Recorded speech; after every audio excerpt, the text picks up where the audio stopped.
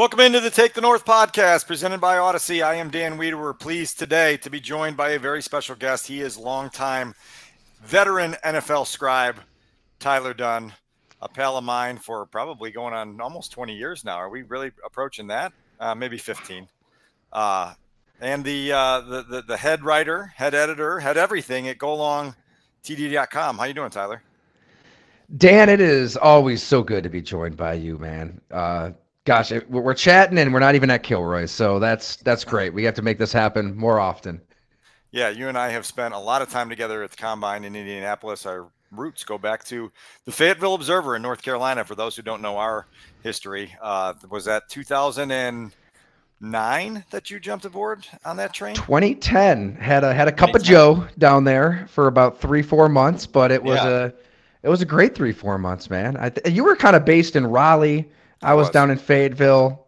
A little different down there in Fayetteville, but was fortunate to work with you for a hot minute. No question, and that helps discussion like these be as productive as they are. Obviously, the reason you are joining us today is because late last week you put out a 2-part series called "You're Up, Caleb Williams," a real deep dive into the present and past of the Bears quarterback dilemma. That can be found at golongtd.com. Please give Tyler your subscription. You won't be sorry. A lot of great content on his site, and he pumps it out at an unbelievable clip, if you ask me. But obviously, this is a huge talking point in Chicago about whether the Bears can finally get it right at the position that's vexed them for, I guess, 104 years now.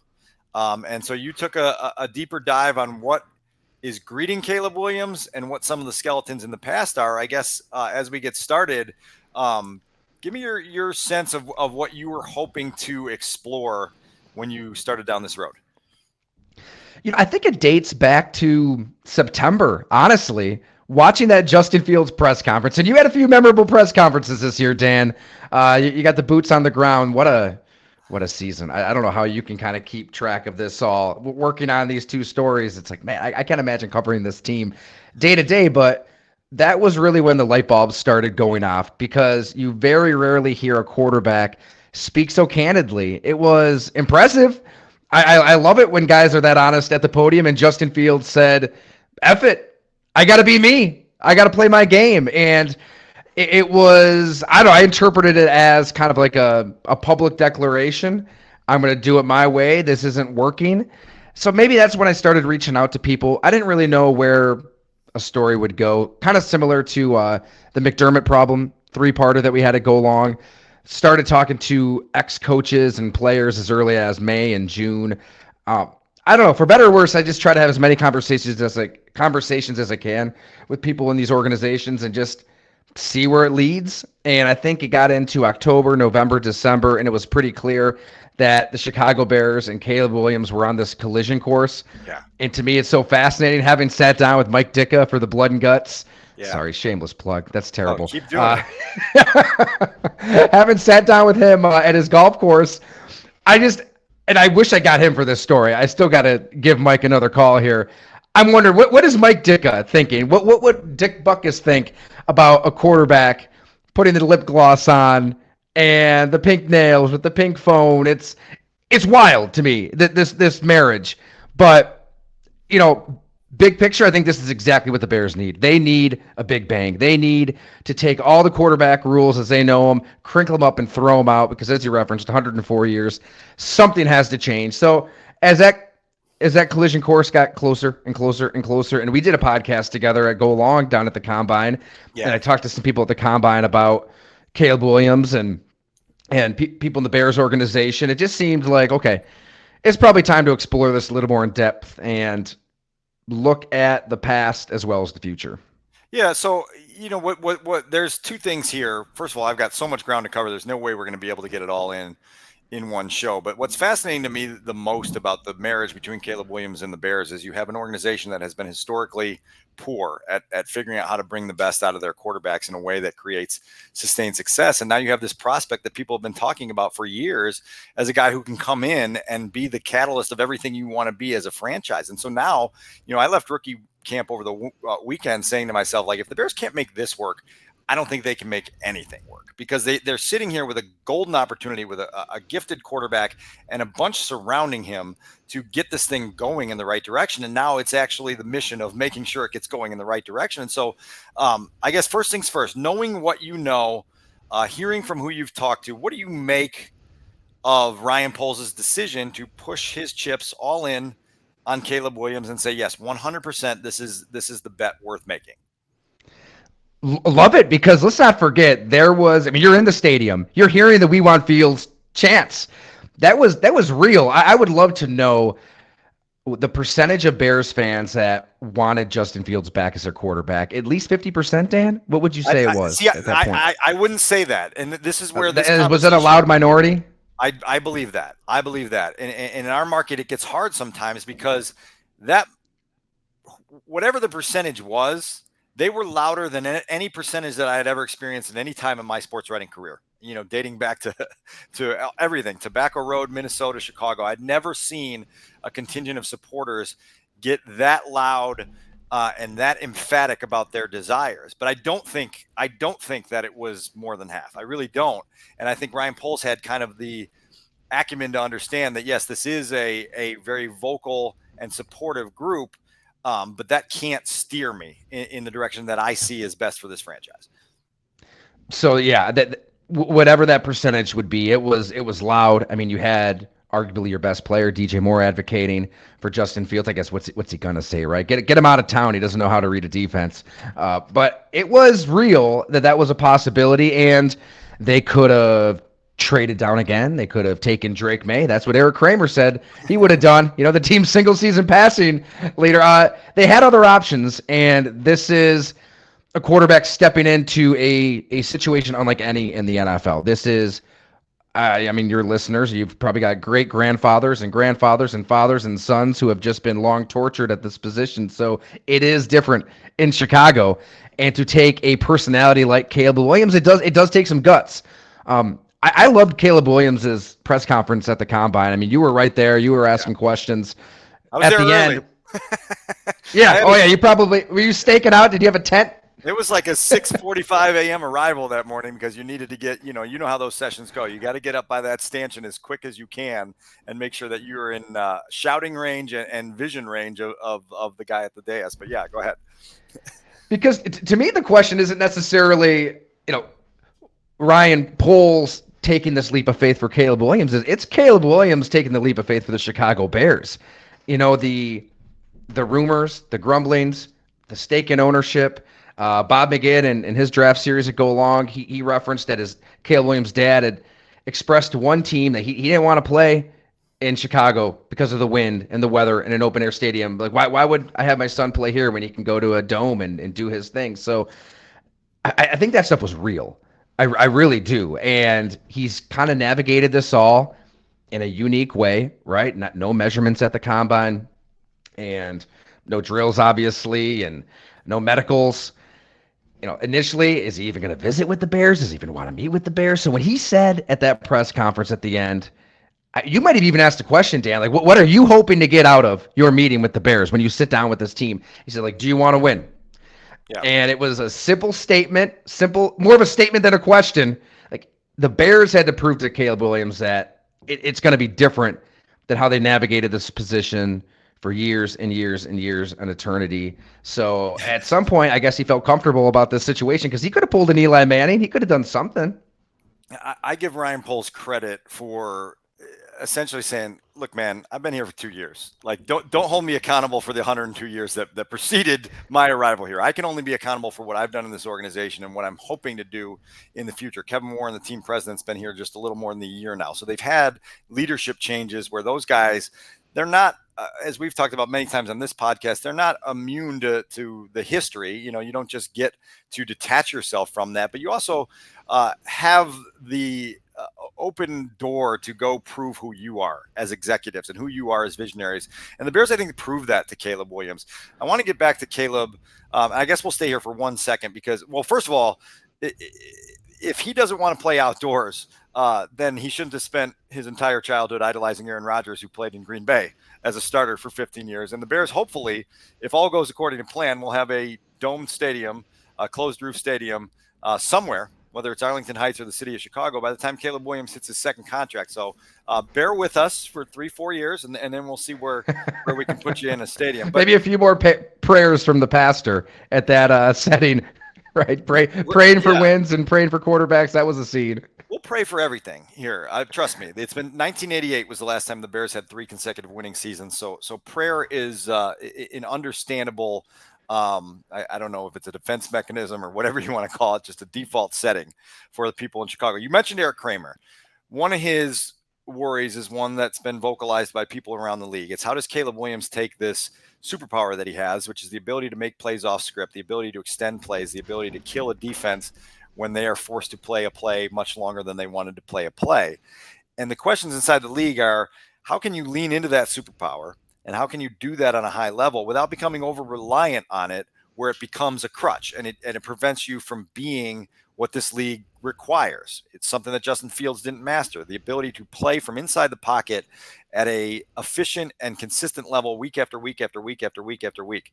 I'm curious what you make of the, I guess, curiosity and the riddle that is as Caleb Williams starts his rookie season with the Bears, and how he can try to figure out a way to do that, to be who he is without falling into the trap of trying to be the home run hitter on every play. I got to think that Ryan Poles was asking himself that same question many, many, many times over, studying this film, trying to see what Caleb Williams sees. Is this a Justin Fields situation? Is he trying to see everything and he sees nothing? Yeah. Allen Robinson was so honest too. I mean, when you sit back with 2 safeties and you fuzzy it up with zones and drops and try to confuse the quarterback, does he have that ability to anticipate and find that window? CJ Stroud, remember, we talked a lot about his processing last year. And, oh, by the way, a quarterback the Chicago Bears also could have drafted here that we should be comparing to Caleb Williams down the road. Yeah. Bobby Slowick, his OC, I remember sitting down with him last September about that processing that CJ Stroud allegedly didn't have. Nobody really knew if he'd have it in the pros. And the way he described it is he really does know when those pockets are going to open up, whether it's man, whether it's zone. He can make those 1-2 decisions. And Warren Moon seemed to think that's what the Chicago Bears should do with Shane Waldron, or that Shane Waldron should do with Caleb Williams. Don't throw too much at him, right? Don't ask him to dissect all 11 players, make all the checks, all the audibles. Maybe somebody else can kind of handle that stuff pre-snap, but then he's got to make that 1-2 decision down the field, where to throw the ball. You don't have to cut it in half, but there are ways, I think, to simplify it to where he can eventually let that specialness bubble to the surface. Right. Because that's what we don't really know. I mean, it was so much fun to rewatch some of those games at USC. Caleb Williams is, as we wrote, to me, like Allen Iverson. Like last year, he's playing with a bunch of Aaron McKees and Todd McCulloughs and Matt Geigers. I mean, that USC team, that line was not very good. So he had to improvise. He had to spin away from a dude at the 2-yard line, cut outside, cut back inside, cut outside for 17 yards. So many magical plays. So, is that a bad habit that sticks? Or is that something that can be cleaned up? Or even worse, was he doing that because he couldn't really read the field and he couldn't really read the defense? And there was somebody I talked to that really studied his film and said from the pocket, he very rarely ever throws deep down the right, I think it was. Yeah. That was like a weird blip in his game. So there are legitimate questions to Caleb Williams' ability to function within an NFL offense. But I think he's so fun to watch, and he's so entertaining, and he's so special. And Dennis Simmons, the passing game coordinator, assistant coach, I really interpreted him as a straight shooter. I know these coaches are going to. In January, and I thought that he was just candid in saying, like, look, I'm not going to sit here and just blow smoke up my guy's ass, because that doesn't do me any good down the road, right? And so I'm just going to tell you straight my 3 years of experience with the guy, and you can interpret it however you want. That's so good to hear, because that's exactly what I thought talking to him too. Like, this guy is a straight shooter. He's not just giving me a bunch of BS, because his reputation, he knows other teams are going to come through and they're going to remember what he says. And there's a West Coast scout that I know pretty well that has really been watching Caleb Williams closely from the time he got to USC, and he needed some digging back to Oklahoma. And he really does believe it was more necessity.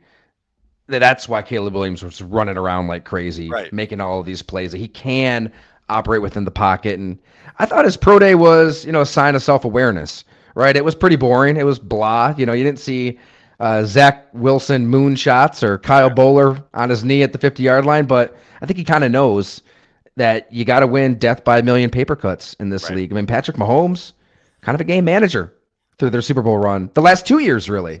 The one thing that I've come to appreciate in the very short time that I've had a chance to be around Caleb is just his awareness of what this position requires. He's not going into this naive. He's not going into this blind. He knows what high level quarterback in this league requires, and I think he's willing to put in the work to try to get himself there. And now it's just the grand experiment of, can you scale Everest? And that's what I tell people all the time. Like, this is truly climbing Mount Everest to be an elite quarterback in the NFL. It's just the difficulty of the position is what swallows guys up. And then we end up spending years trying to figure out what went wrong, when sometimes the easiest answer is it's just really damn hard, and it's really hard to get to that upper tier. I want to read a passage from your article because I like this here as it relates to Caleb Williams. And I think it says a lot about where the Bears are currently, that potentially creates the warranted excitement that's inside Chicago. And you wrote, unlike David Carr and the expansion Houston Texans, Caleb will have time to read the field. Unlike Andrew Luck, he's not stepping into the cleats of a legend. Unlike Bryce Young in Carolina, he'll look around and see talent. So much talent. But unlike just about every top pick before him, he'll face expectations to win now. And so there's these two kind of divergent forces in that paragraph that you wrote. Great writing, by the way. You know how I feel about you as a writer. Where you've got this setup for him that says, hey, man, like this is your opportunity. We've given you talent. We've got a good line. We've got opportunity here. But also, because of that, this success star fan base is going to expect you to match CJ Stroud, if not better him, right away. And if you don't, it's going to get loud. And can you handle that part of the roller coaster? I'm curious what you make of that tug of war that's going to be ongoing. Yeah, because as I'm writing that paragraph in my head, I kind of did that cut on a dime, thinking, yeah, it's a really good situation here, unlike any that these number one picks have experienced, but they are going to expect him to win now. And isn't it kind of, I guess the Bears, they've been waiting for a little good luck to come their way. I mean, everything has fallen perfectly for this team in theory you acquire DJ Moore to help Justin Fields, and it doesn't really work out.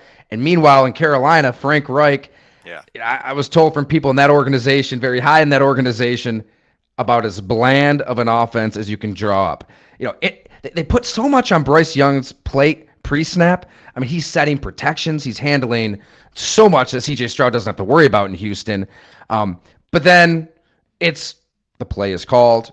He runs the play. If it works, it works. If it doesn't, it doesn't. There weren't really like built-in solutions that coaches plucked from the Kyle Shanahan, Sean McVay trees have. That kind of gives you some hope with Caleb Williams. Shane Waldron's past is encouraging in that regard. So, but yeah, I mean, they're really lucky that Carolina stunk. If Carolina's okay, this really could have blown up. The Bears are also part of the reason that Carolina stunk. And I talked to people after the trade a year ago where it was like, okay, Carolina made it clear that they wanted to come up from number 9 to 1 to go draft Bryce Young. And then in order to get Bryce Young, they traded away the most proven support system that Bryce Young could have had in DJ Moore. And they said, we're going to subtract a perennial 1,000-yard receiver from our offense and wish you luck because we think, Adam Thielen and DJ Chark can come in and help you enough to overcome that deficit. But it was just a mismanagement of how to set a quarterback up for success. And then the Bears benefited from it twice. They benefited from first by getting DJ Moore to put in their offense, and then benefited from it again because Carolina was so bad that it then ultimately gifted them Caleb Williams with the number 1 pick. And so fascinating on that level to see it. And Ryan Poles, I had a conversation with him after the draft a few days later about understanding that, yes, there's been a lot of luck involved in this. And that like when he pulled the trigger on that trade with Scott Fitterer to trade the number 1 pick and move down to 9, never in his wildest dreams did he think he was going to be sitting in pole position for the Caleb Williams draft. But because he says it's my responsibility to be ready for those moments. And when luck falls in your lap, you have to be ready to capitalize on it. And I think the Bears might be. To this end, this will kind of be almost like our portal into the past, because you are going to make me here on this podcast relive some of the PTSD I have of the Justin Fields era, the Mitch Trubisky era, and try to figure out where it all went wrong. And in part 1 of your series on You're Up, Caleb Williams, it was a lot about Mitch Trubisky and Justin Fields and the things that went wrong. Now, I'm going to challenge you at the end of this segment because I have some thoughts that Please do. we'll push back on a little bit. But one longtime Bears executive sort of broke it down into thirds for you, and he said it was a combination of bad personnel evaluation, organizational dysfunction, and the suffocating pressure of the market. Before I get you to describe kind of that pie that we talk about there, do you believe that and you used in your article the number 33.3%, do you believe those are equal pieces of pie, or would you divide them up a little differently if it was you? I'd probably divide them up a little differently. I think that the bad evaluation part is maybe a little more. This is a team that passed on Patrick Mahomes, just like the Buffalo Bills here passed on Patrick Mahomes. And I think, gosh, those counterfactuals are so much fun to relive because in Buffalo, he's coached by Rick Dennison. He's throwing to, who in the hell do they have? Kelvin Benjamin was ballooning to 250, 260. They had, God, I can't even. Andre Holmes was kicking around, Charles Clay. It was rough. I mean, and if you would have played, who knows where his career goes. Now, he's so talented. He finds a way to rise above all of that. But also there's the fact that, look, Mitch Trubisky didn't do much after Chicago. He went to Pittsburgh and didn't play well. He is a really good backup quarterback that you want in your room. So, I mean, the evaluation part, if I'm kind of dividing it up, that's probably more. But, man, that organizational dysfunction, I know it sounds a little nebulous and abstract. Like, what does that even mean? I'm aware of it. It's so real. I mean, you can just bullet point all of the times the Bears effed themselves up and basically fired themselves is the way people in the organization described it. Coaches and personnel, by the way. People on both sides are like, I don't know why we are doing what we're doing. And they were thinking that in the moment. They're thinking that when Brad Childress comes in and Matt Nagy and the coaches flip. And that's in 2019. That's after the Bears have the 12-4 dream season. They go to the playoffs. They lose the Eagles. All momentum is building. Chicago has incredible Super Bowl hopes in the summer of 2019. They walk into the 100th season of the organization, the 100th season of the NFL. They go to play the Packers on opening night. And to your point, that there was already cracks that were about to become fractures in the organization because of some of the things that were happening behind the scenes. Brad Childress hired here to become sort of a mentor on staff for Matt Nagy in his second season in Chicago, right? Like so many things too in Bears history. It looks good on paper. Looks great on paper. Vic Fangio's gone. You bring in the old grizzled vet Brad Childress, who's been at Andy Reid's side, back to Philly, was coaching Brett Favre, and would be great. I'd love to ask Favre at some point about that relationship with Childress because I don't think it was that great there either.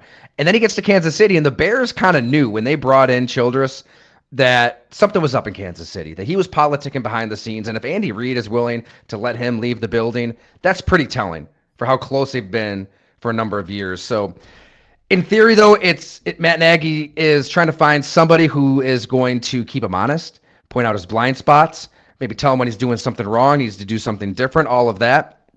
And am I back, by the way? Sorry, my screen just went off. You're good. We're totally good? Okay.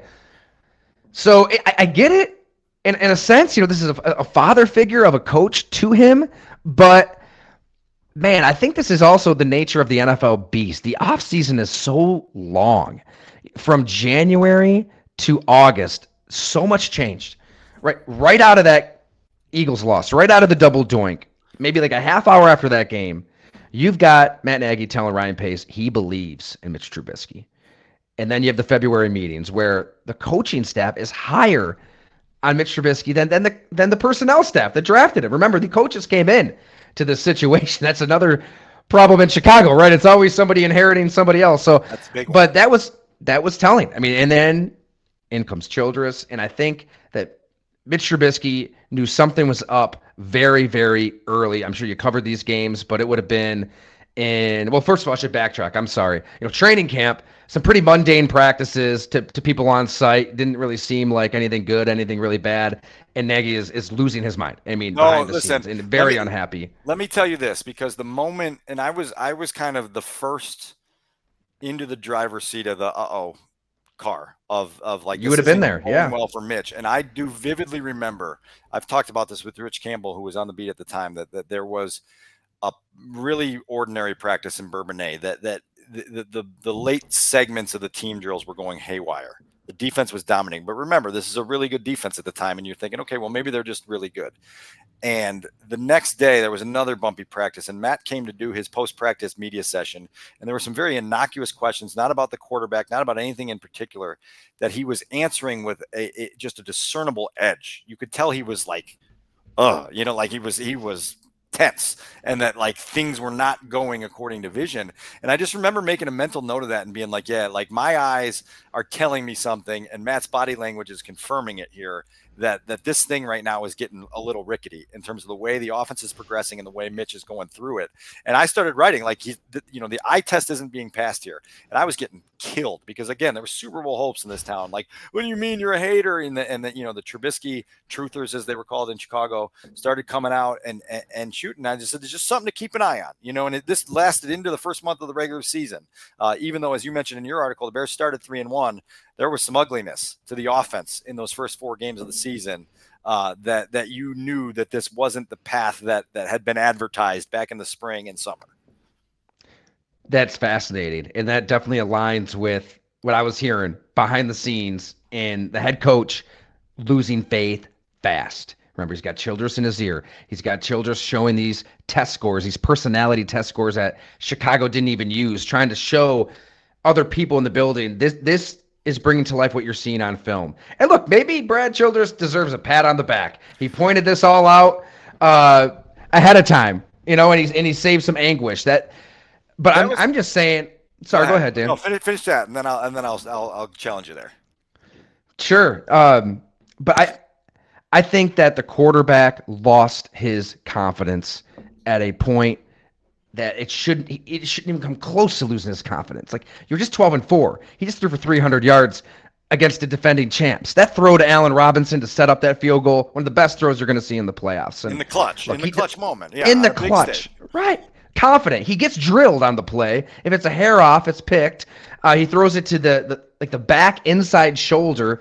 You watch that play, and it's like, that is a confident quarterback. And I know there's not always going to be carryover from one season to the next, but all the Bears kind of had to do was keep it positive, keep it optimistic. There's a reason that a Tua Tagovailoa looks terrible under one head coach, Brian Flores, and has this renaissance leading the NFL in passing with Mike McDaniel. I mean, to the extreme, Mike McDaniel's trying to just fill him with positivity. So maybe they needed to go to that extreme, showing him whatever, thousands of plays of things working out.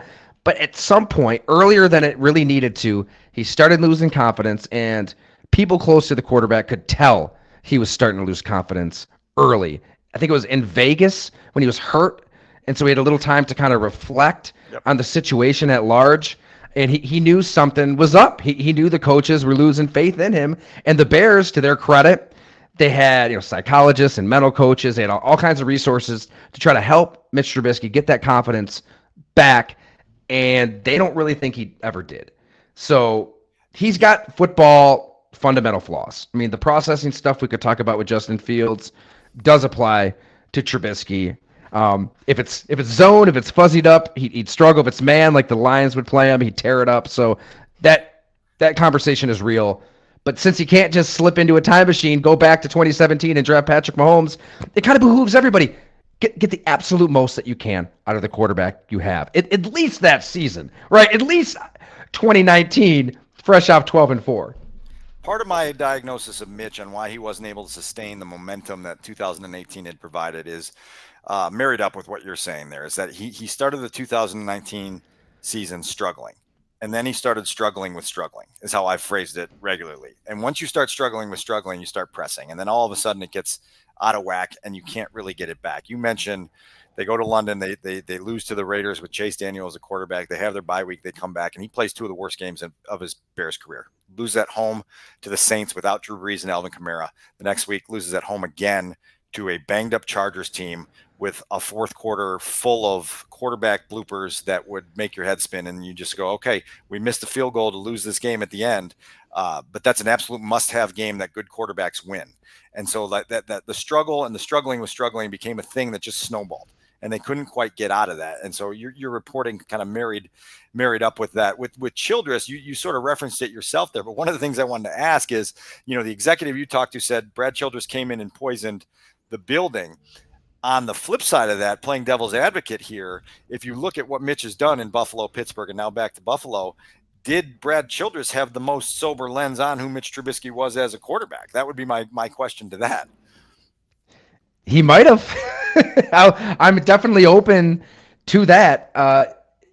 Only Mitch Trubisky in an honest conversation could probably answer these questions, but I would bet a lot of money that offseason, that training camp, that September ruined him.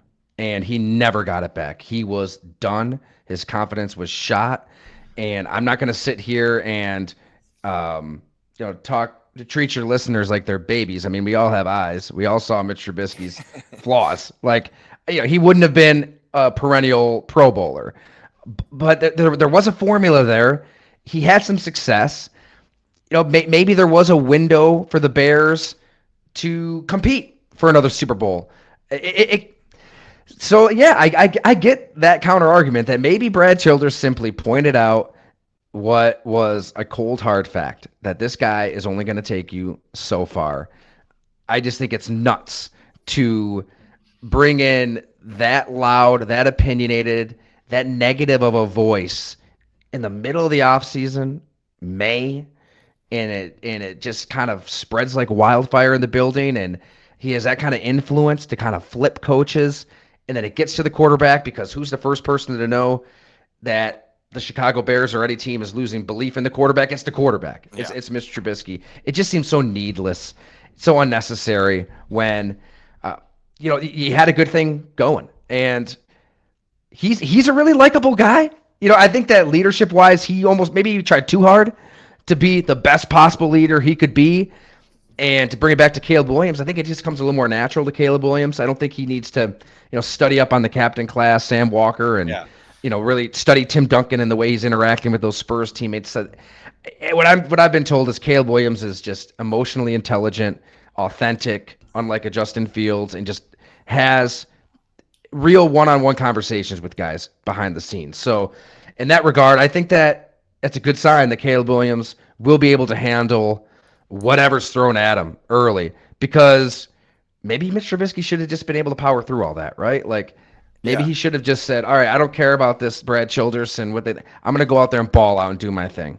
Well, so two last things before we close the book on Mitch and pivot into the Justin Fields era. Number one, when we did our deep dive in 2019, late in that season, when it was all going south about why the Bears passed on Mahomes and Watson and looked into that, one of the quotes that stuck with me forever was someone that told Rich Campbell and I that you got to remember Mitch was the quarterback at North Carolina. He wasn't the point guard at North Carolina, which was an expression of he's never lived under this level of pressure and the weight of expectation. And going into the 2019 season with an entire city believing that their Super Bowl window was open and you being the guy that had to drive them there. And then all of a sudden you're not doing well. And it's like, oh God, like I've never had anything in my life that has prepared me for how heavy this avalanche is, and so that was really interesting.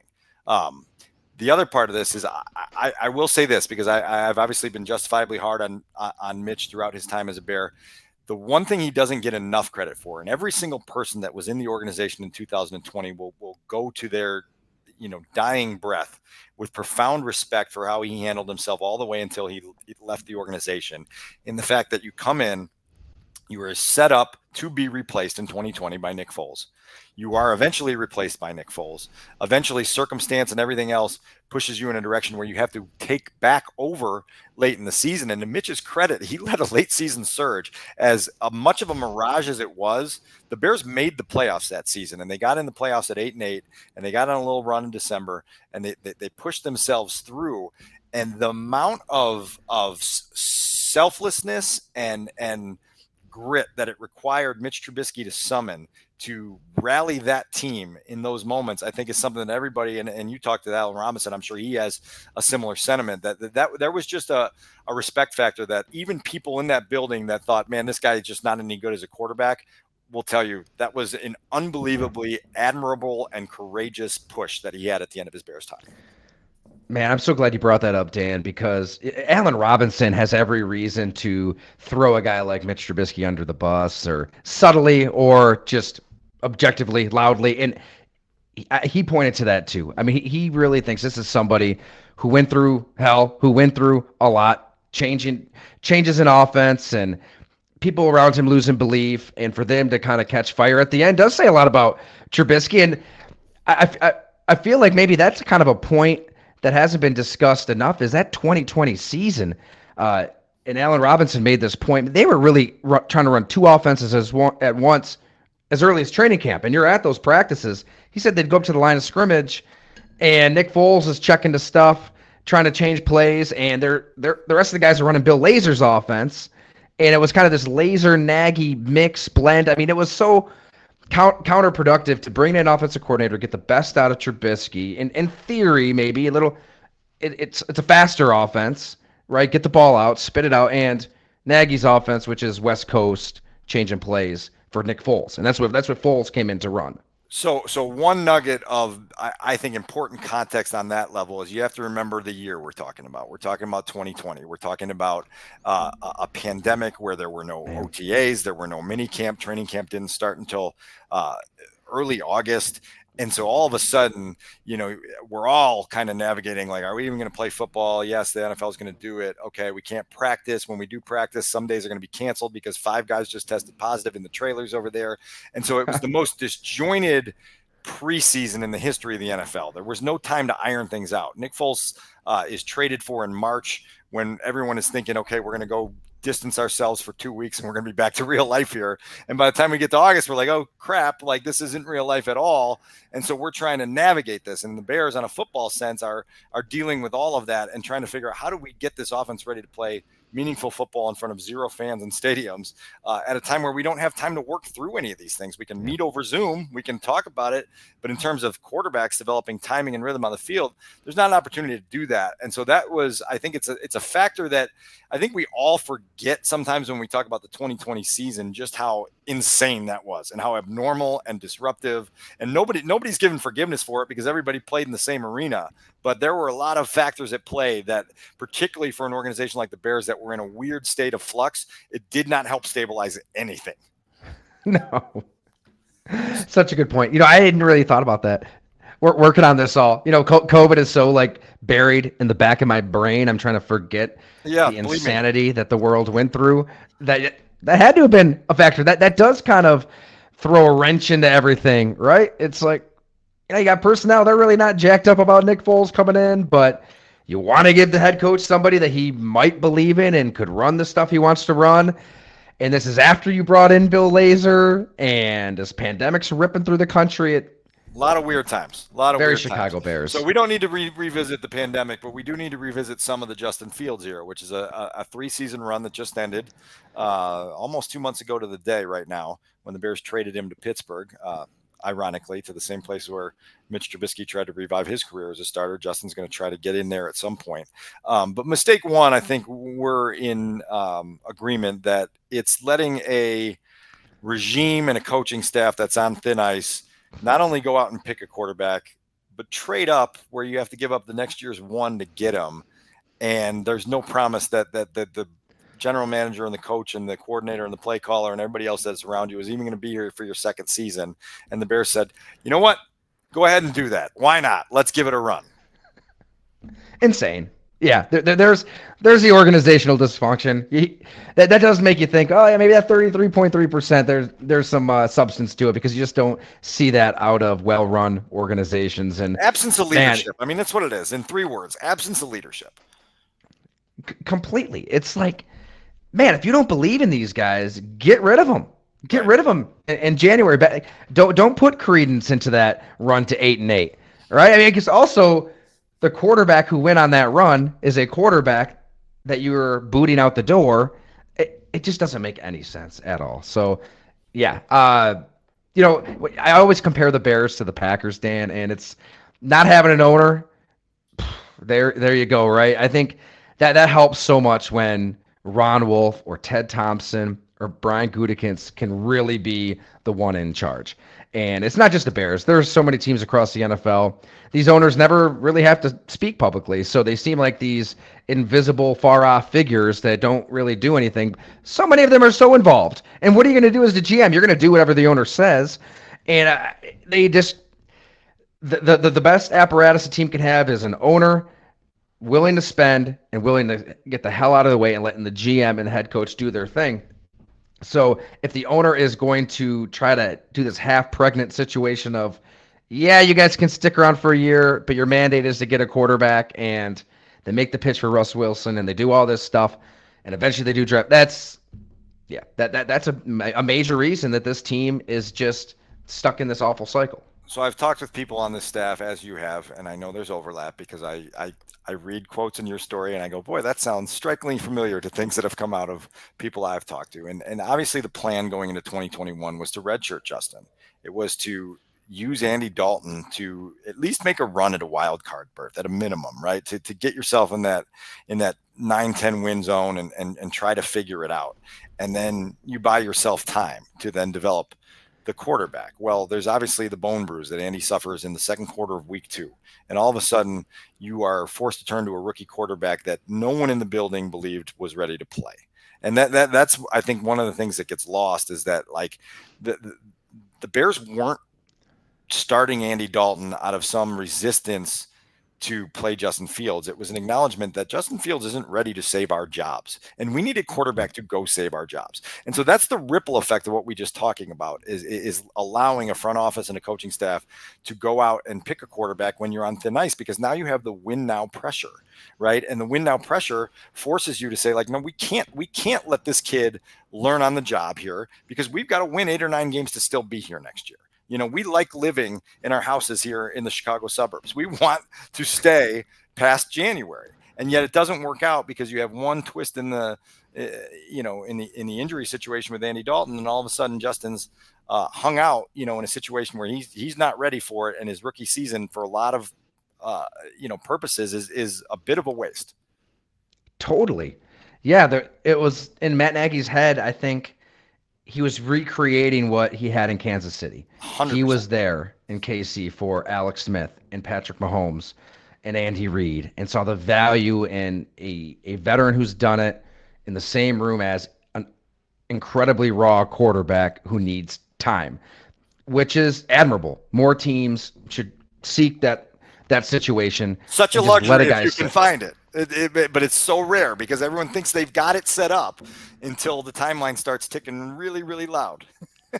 And that's kind of the value of not having an owner in Green Bay. I mean, Ted Thompson can just draft Aaron Rodgers, and when he's got Brett Favre, and the fans can be pissed off when he wants to stick with Aaron Rodgers 3 years later, when Favre wants to come back, and Aaron Rodgers can pour himself tequila when they draft Jordan Love, and it doesn't matter because you've got a football decision maker making these emotionless, smart decisions. So it is a unique situation there. In Chicago, though, yeah, Allen Robinson, I know he was excited for Andy Dalton. He was ready to rock with a veteran. I'm sure like you said, we probably have talked to some of the same people. There's a coach who genuinely believed they could have made the playoffs with Andy Dalton, that he was ready to, put up some big numbers, and they had a talented defense. Yeah, you still have that unit. It was at the end, but it was still good enough for sure. And they to the extreme, they thought about making Justin Fields the number 3, but figured the scout team reps are too valuable. He needs those for his development. So he becomes the number 2. He gets thrown out there too soon. And, I think that they, at that point, like Allen Robinson said, he didn't even know what offense they were running. Lazer's still around. Nagy has his offense. He was putting it nicely. He goes, I guess you could call it multiple. We were a multiple offense, because also you've got the training wheels on Justin Fields, but you can only keep those on for so long because this is the NFL. Yeah, and it should all be predictable, right? You should know that this mess is inevitable when you keep the GM and keep the head coach as lame ducks on 1-year terms and allow them to draft a quarterback. Yeah, that timeline misalignment is catastrophic. So a couple last things before we get out of here. Number one, I want to read another passage from your story. It's a quote from one of Fields' former coaches that I think, listen, if people want to relitigate the 3 seasons of what went wrong with Justin Fields, go to the Take the North library here. We've spent the last 2 years talking about what went wrong here. Any single episode will probably have something that's informative and interesting to you. But you've got a former Fields coach saying, when you watch him, he tries to see the whole thing and doesn't see anything. His eyes are all over the place, and it's just really hard to watch. It's just bad football. And that is sort of a sentiment that has been expressed in different ways around the league of a quarterback who doesn't see it fast enough, doesn't see it sharp enough, doesn't throw with anticipation, doesn't feel the pocket as well as he needs to. And ultimately, that's the unraveling of Justin Fields in 3 seasons where the sand in his hourglass runs out and Ryan Poles has got a golden opportunity to reboot with a upgrade. And you just say, yeah, man, it just wasn't good enough. The runs were breathtaking. The highlight reels will forever be fun. The adrenaline rushes that Chicago experienced were incomparable, but ultimately to get to the fantasy land, which is being in the playoffs on a regular basis, you can't live that way. Yeah. And I live here in Buffalo, so I saw Josh Allen's transformation up close. He was this wild stallion at Wyoming, played a lot of bad football himself in college, gets to the pros, gets the right coach in Brian Dable, and does improve his accuracy. But I think you kind of know right away if a quarterback is able to process, if he has that internal processing ability to see it and anticipate. I mean, Allen Robinson has lived it. He played with Blake Bortles, Mitch Trubisky, and Justin Fields, and he knew very early on with all three that it just wasn't there, right? Because if you get caught on the wrong side of the field, you're going to be inaccurate because you're falling right into the defense's bait. That's kind of where they have taken your eyes. I don't think he ever had it.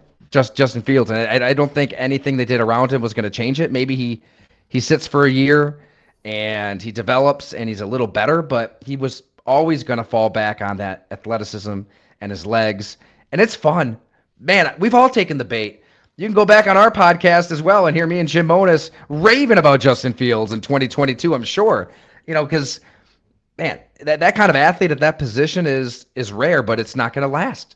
Yeah. It just isn't. You've got to be able to operate from the pocket.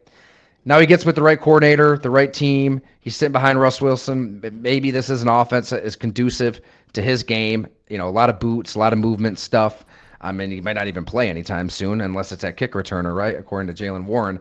So I give Brian Poole so much credit for just doing the right thing, right? Don't try to convince yourself that this guy is the answer and trade out of that pick and get more picks. Like, no, just take the big swing. The Justin Fields scrambling explosion was described to me at one point as a sugar high. It feels really good when you're in the middle of it, but the crash is going to suck, and so that's kind of where we wound up. The other analogy that I always loved that was given to me a few years back is about playing quarterback at a high level in the NFL is there are people that don't know how to put a Rubik's Cube together.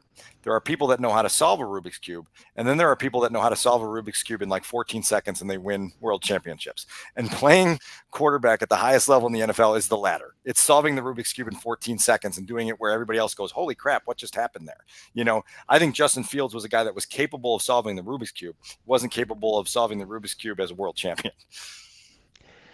It always comes back to Mahomes too. I love all of these mic'd up moments. The 13 seconds game against the Bills in the playoffs, 2 plays that get him in the field goal range to just stun the Bills. He just kind of recognized the way that Levi Wallace was playing way off at Travis Kelce, and he's in that moment he realizes, all right, if he does that again, take your route inside and get what we can to get in the field goal range. It's just stuff in the moment. You've got to be able to react, and you've got to be able to make that throw, and you got to have the confidence to do it. So this is the last little bit of ground I wanted to cover. My conclusion is very similar to what my conclusion always is that this position is so much about quarterbacks being able to make game on the line plays when they are presented to them. And the ones that do it regularly are the legends. And the ones that don't figure out a way to wobble around for a while and eventually they fall off the tightrope. And so I wanted to ask you this because you've got experience in Green Bay with Aaron Rodgers. You've had experience a little bit in Buffalo with Josh Allen. When you find that guy, those organizations aren't completely 100% clean bill of health. There's things under the surface where you go, that feels a little bit dysfunctional. Maybe the quarterback himself is a little bit flaky or conceited Aaron Rodgers in certain ways. I said the quarterback. I didn't name names here. Okay. I will. So there's undertows in an organization, but when you have the guy at that position who can go make those plays when the game's on the line, it changes everything. Aaron Rodgers, I believe, 11 playoff appearances in Green Bay, 8 division titles, 5 conference championship runs. In Buffalo, they go 18 years between playoff appearances, 25 years between playoff wins, and now they've been in the playoffs 5 years in a row. And oh, by the way, the last 4, Josh Allen has helped them win a playoff game. So as you know the league, the way you know the league with all your time covering it, how do you describe the value of having that guy that just says, screw it. Like I'm going to go win games, and I'm just going to put this all on my shoulders. And no matter what is happening, and no matter how many factors aren't working for me, how many little cracks there may be, it doesn't matter because I'm good enough to make up for it. That's the number one strength of Caleb Williams in theory, right? Like he is that kind of talent that can make that kind of play. We were both up there in the press box at Soldier Field for Aaron Rodgers. It was basically a playoff game. Was it 4th and 8 to Randall Cobb, Yep. deep left sideline? I mean, those are the kind of plays that he'd Half make. my audience just fell to the ground and got in the fetal position. So sorry. And you know what? Cutler, a lot of talent. Couldn't really rise up in those moments. He played well in that game, and he was just outplayed in the biggest moment by a guy that won 4 MVPs. Totally. So I think that is what gives you hope in Caleb Williams is you've seen that he can bring a special element to the field under pressure. And I think this is so true for quarterbacks. There are quarterbacks who their heart rate kind of can slow in those moments. All right, okay, here we go. Coming back to Mahomes, right? In that 13 seconds game, I think he was hooked up to some type of GPS system, and they tracked his heart rate. Like when the Bills kicked that field goal, Gabe Davis scores a touchdown, right? So they take the lead. There's 13 seconds left, and Patrick Mahomes takes the field, and it was like he was calmer than calm. Right. I forget what the numbers lower were. Than me looking at the expiration date on the milk at the grocery store, right? Like that's the kind of zone he's in. It's just like, all right, whatever. And some guys have it, and some don't, and they stay in those categories throughout their careers, right? Even a really talented quarterback like Kirk Cousins, who has accomplished a lot, I'm sure it was told to both of us by people who have been around him. There's a reason Monday Night Football, big time moments, he is not necessarily Kirk Cousins in full. Now, he played better under Kevin O'Connell, and who knows, maybe he did turn some kind of corner there, but he's been around for a while. And then you get the other quarterback, the Josh Allen, who's might as well be in his backyard. He wants to run through your face. I think one of his friends and teammates, don't know how vulgar I can get on this podcast, said, it's like... Clean it up a little bit. Clean it up a little bit? Okay. He's like... He's making very offensive jokes all the time. We'll say that. He's a 10-year-old, right? He just wants to run through your face, have fun out there, and isn't going to be like just engulfed by the moment. And that is what the Bears need. They need somebody who isn't going to stress, yet is talented enough and can read the field, but isn't going to stress in those gut check, nut cutting time moments. I think that's what's encouraging about Caleb Williams. It's not Chicago, but at USC there was a spotlight on him. He was really the first NIL superstar. He made what, $10 million. There has been a lot of scrutiny, and he doesn't give a damn. Like, he is just going to be himself, for better or worse. And I don't think that he'll be. You tell me. I really don't think that he's going to be fazed by pressure. We don't know until he gets in those moments, but he seems like he'll be able to handle it. There's two parts to that. It's number one, Ryan Poles was really drawn to his first extended action as a true freshman at Oklahoma. You come in relief in a game you're down in the Red River rivalry, right? And you show what you described, and Ryan used the same words, low heart rate, and he was just like, wow, this is pretty impressive that a kid is so unruffled that he can come in and lead a team in a rivalry game on that stage from behind as a true freshman and get him over the hump in that game. And so you that's in the DNA. Now, the second part of that to me is, you mentioned the suffocating pressure of the market. Okay, that's here. That's real. These people are going to expect you to be CJ Stroud. When you lose 3 in a row, you're going to have everyone crashing down on you. You're going to have the Fields believers coming back out of the woodwork and saying we should have never got rid of Justin. How do you handle that? How do you compartmentalize that? How do you block out the noise? If you're Caleb Williams and you're a guy who's clearly on social media fairly regularly, how do you tap your @ button at the bottom, see your mentions, and go to sleep at night without caring? Because that's going to be heavy, and so that, to me, more than the gifts and everything else, that's going to be the challenge for Caleb Williams is how do you ride the roller coaster, and how do you keep that equanimity that's required to be a high level quarterback in this league? Good word. I like that. You had that one saved up. That's I use that a lot with the quarterbacks. I'm always looking for that. Yeah, it's true. It's I think I wrote it in there. You might have a better sense, so I should ask you. But say they lose to the Packers, and there's so much on the line. The division's on the line. If Caleb Williams were to just leap up into the stands and cry, he was convulsing. That wasn't just crying. That was uncontrollably sobbing, it appeared. I think I said, an 8 beers deep Bears fan was just going to 2 hands shove them down. It'll be a little different reaction from fans if Caleb Williams shows that kind of emotion. You don't see that out of QB1s typically. I think he's aware that his passion and his give a damn, it's both a strength and a weakness, right? And I think he's aware at this level that you have to channel it differently. And if you feel that strongly, just get yourself somewhere where you can go do it in private, and don't let that become the next week's, next month's, next year's story where it's all people are talking about. And so that'll be another challenge, is just how do you become that leader? How do you channel that passion and that give a damn in the right direction? Fascinating. Look, like I mean, I've been through this. Obviously, we just documented the last 7-8 years of my life with Mitch and Justin. Be very, very interesting to see where this saga ends up in 2 or 3 years. And look, we know life comes at you fast in the NFL. Justin Fields looked like he was riding on top of the world in November of 2022. It's May of 2024, and he's in Pittsburgh as a backup and a potential kick return option. So like life comes at you fast. So just be ready for it, right? Sure as hell does. Yeah, this can all change in a hurry, but the hype does feel real. This is a team with a lot of talent, a quarterback with a lot of talent, and we've seen it. I mean, C.J. Stroud, what he did with the Texans, totally different story. But I mean, Jared Goff was left for dead. Yeah. Like, he was collateral damage in that trade to Detroit, and he just got paid $53 million a year. Yeah.